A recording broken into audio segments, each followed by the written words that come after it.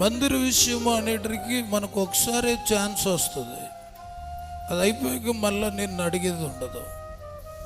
అవకాశం వచ్చినప్పుడు నువ్వు ఇవ్వగలిగే పొజిషన్లో ఉంటే అది నీకు మందిరం మనం కట్టేసి, ఇప్పుడు నేనున్నాను, ఈ ప్రభు కట్టించాడు, నన్ను పిలిస్తే వెళ్ళిపోతాను. ఈ మందిరం వెళ్ళిపోదు కదా.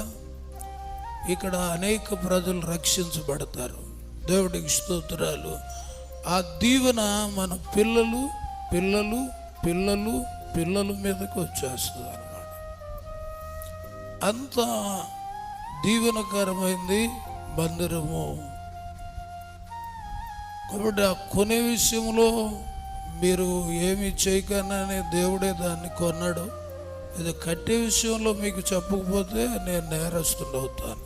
ఎందుకంటే కొంతమంది ఏదో ఒకటి చేయాలనుకుంటారు, కొంతమంది పని చేయాలనుకుంటారు, కొంతమంది తడపాలనుకుంటారు, కొంతమంది డబ్బులు ఇవ్వాలనుకుంటారు, ఏదో ఒక విధంగా ఆశీర్వాదం పొందాలి.